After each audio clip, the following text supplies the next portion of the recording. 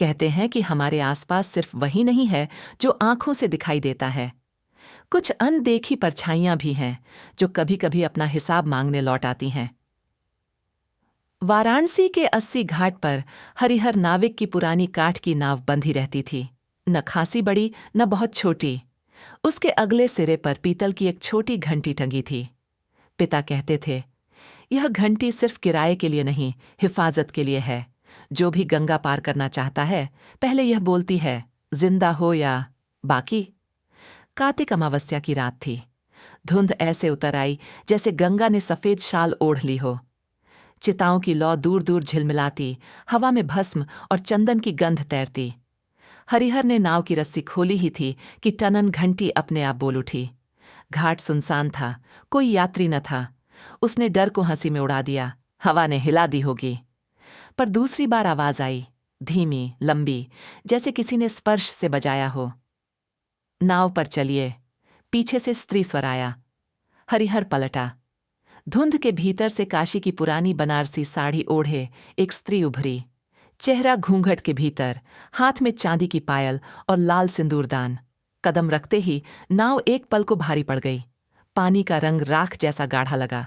हरिहर ने चप्पू डाले। किधर ले चलना है? नाग कुआंव घाट, उसने कहा। हरिहर के हाथ ठिठक गए। वो घाट तो बरसों से सूना, वहां कोई नहीं जाता। आज जाऊंगी, स्त्री ने कहा। उसके साथ चमेली की गंध उठी। अजीब बात, यह गंध अक्सर चिताओं के पास नहीं आती। नाव बढ़ती गई। धुंध इतनी घनी कि गंगा किनारा गायब।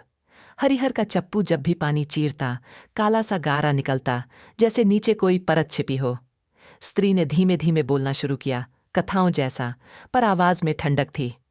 शादी की रात थी। बारात ने गंगा पार करनी चाहिए। दिए, ढोल, सारंगी, सब कुछ साथ।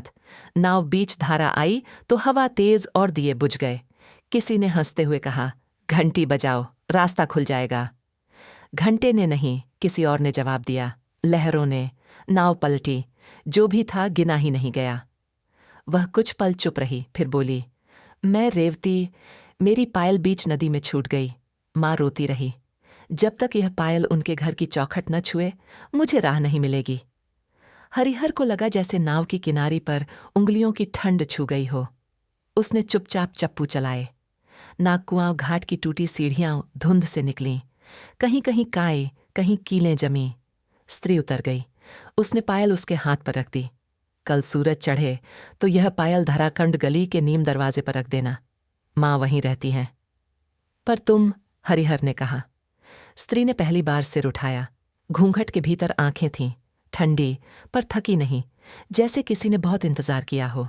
उसने धीमे से कहा, मेरे लिए तभी रास्ता खुलेगा। और अगले पल वह धुंध में घुल गई। नाव हल्की हो गई, जैसे कोई बड़ा बोझ उतर गया हो। हरिहर के कानों में उसी समय तीसरी बार टनन घंटी। उसने घबरा कर रस्सी पकड़ी। घाट पर कोई नहीं था। सुबह सूरज की दूधिया रोशनी में हरिहर पायल लेकर धराखंड गली पहुंचा। गली संकरी, मकान झुके हुए, नीम दरवाजे पर ताला, पर चौखट साफ।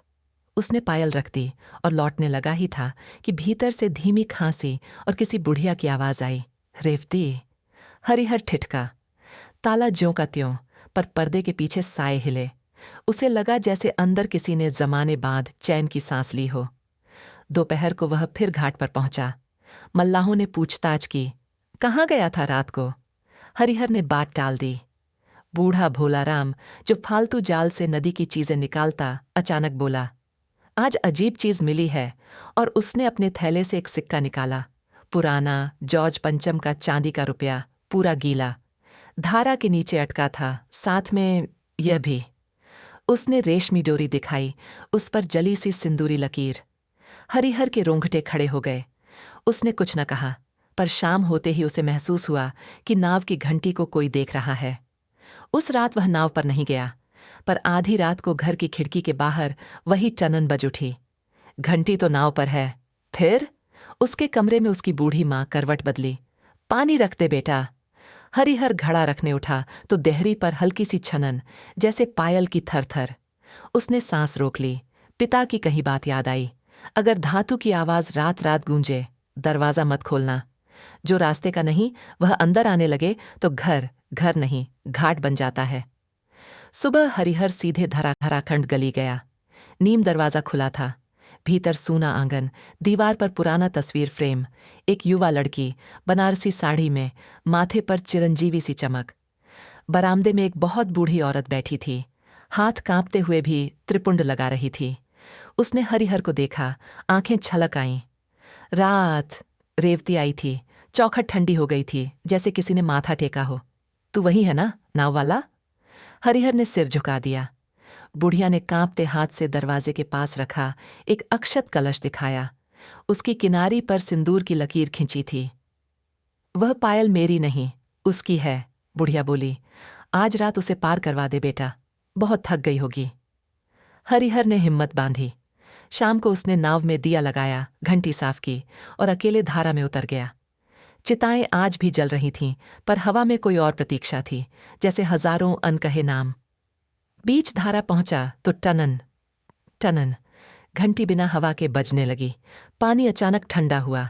नाव की नोक के नीचे काली परछाइयां तैरने लगीं, जैसे काठ के तख्ते पर कोई अदृश्य उंगलियां थपथपा रही हों। रेवती, हरिहर ने पुकारा। धुंध से साड़ी की लाल धार उभरी। वह आई, धीमे कदम, बिना तरंग उठाए। उसके पीछे और भी धुंधले साए थे, जिनके चेहरे नहीं, बस प्रतीक्षा थी। हरिहर ने पायल उठा ली। तुम्हारी माँ ने कहा, आज तुम्हें पार करना है। रेवती के होंठों पर कृतज्ञ मुस्कान आई। घंटी 3 बार बजा देना, उसने कहा, रास्ता खुल जाएगा। पर याद रखना, जो गिने नहीं गए वे भी साथ आना चाहेंगे। हरिहर ने घंटी पकड़ी। पहली टनन में पानी हल्का हुआ, दूसरी में दूर घाटों की लौ तेज हुई, तीसरी में ऐसा लगा जैसे नाव के नीचे कोई दरवाजा खुला हो। अंधेरा पर खाली। उसी क्षण पीछे के साए बेचैन हो उठे। नाव हिलने लगी, तख्ते चिरचिराए। एक पल को हरिहर के कान में कई आवाजें पड़ीं। हम भी, हम भी। वह कांप गया। उसे पिता का वाक्य याद आया, जो रास्ते का नहीं, उसे घाट मत दिखाना। उसने चप्पू से नाव को धार के विपरीत मोड़ा और घंटी पर अपने हाथ की पकड़ कस दी। साए किनारे पर हो गए, पर सन्नाटा भारी। रेवती ने पायल को अपनी पायल के साथ जोड़ लिया। दोनों घुंघरू एक साथ छनन बोले, नर्म, जैसे किसी घर की चौखट पर पहली बार बच्चे ने पांव रखा हो। अब? हरिहर ने पूछा। रेवती ने दिए की लौ को देखा, फिर गंगा को। अब मेरी माँ की नींद पूरी होगी, उसने कहा।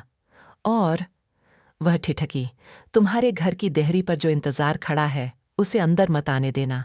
उसकी कोई चौखट नहीं, उसे सिर्फ खुला दरवाजा चाहिए। ये कहकर वह धीरे धीरे पीछे हटती गई। न नाव हिली, न पानी, जैसे कोई धागा सुलझ रहा हो। और फिर वह धुंध में विलीन। उसी समय दूर नागकुआं घाट पर एक बंद सा दरवाजा थक से खुला और फिर अपने आप बंद, जैसे किसी ने भीतर से हाथ रख दिया हो। सुबह शहर बदला सा था। धराखंड गली के नीम दरवाजे पर लाल सिंदूर की एक ताज़ा बिंदी थी। बूढ़ी माँ चौखट पर सोई मिली, चेहरे पर शांति, आंखों में सूखा हुआ आंसू। हरिहर ने दूर से नमस्कार किया। उसकी नाव की घंटी उस दिन से हल्की हो गई, जैसे उसके भीतर भरा कोई बोझ उतर गया हो। पर एक अजीब बात शुरू हुई। हर अमावस्या की आधी रात को दूर दूर तक अगर किसी ने अनजाने में चित्ताग्नि के नाम से हंसी उड़ा दी या घंटी बजाओ रास्ता खुल जाएगा कहकर मजाक किया, तो नाव के नीचे पानी एक पल के लिए भारी पड़ जाता और घंटी बिना हवा के एक बार टनन बोलती, बस एक बार, जैसे चेतावनी, जो गिना नहीं गया वह भी सुन रहा है। कई महीनों बाद देव दीपावली आई। लाखों दियों से काशी दिपदिपाई। हरिहर ने पहली बार रात में परिवार को नाव पर बैठाकर दिए दिखाने का मन बनाया, पर देहरी पार करते ही उसे वही पुरानी छनन सुनाई दी, धीमी, सावधान, जैसे कोई उसे याद दिला रहा हो। उसने ठिठक कर घर के भीतर देखा। उसकी माँ के हाथ का पुराना ताबीज कील पर टंगा था और खिड़की की जाली पर राख का महीन सा चिन्ह, जैसे किसी ने वहां माथा टेक कर कहा हो, अब दरवाजा मत खोलना। हरिहर ने उस रात नाव नहीं खोली। दियों की रोशनी गंगा पर थिरकती रही। दूर कहीं बच्चों की हंसी, ढोल की थाप। उसके कान में घंटी की जगह पायल की स्मृति बजती रही, नर्म, घर जैसी। और तभी उसे समझ आया, कभी कभी असली पार उतरना नदी में नहीं, चौखट पर होता है। वहां जहां हम दरवाजे चुनते हैं, किसे अंदर बुलाना है और किसे नमस्कार करके विदा करना है। कहते हैं आज भी अगर काशी में किसी नाव की घंटी बिना हवा के रात को एक बार बोले तो मल्लाह चप्पू रोक कर दिए कि लौ को हाथ से ढक देता है और मन ही मन बोलता है, जिनका हिसाब रह गया है उनके नाम का दीप जलता रहे पर दरवाज़ा बंद रहे। क्या आपने कभी सोचा है कि कहीं न कहीं अब भी कोई ऐसी आत्मा अपने हिसाब का इंतज़ार कर रही होगी? अगर हाँ, तो कमेंट में बताइए कि आपको क्या लगता है। और अगर कहानी ने डराया हो तो चैनल को सब्सक्राइब कर दीजिए ताकि अगली रहस्यमयी रात की सच्चाई सबसे पहले आप तक पहुंचे।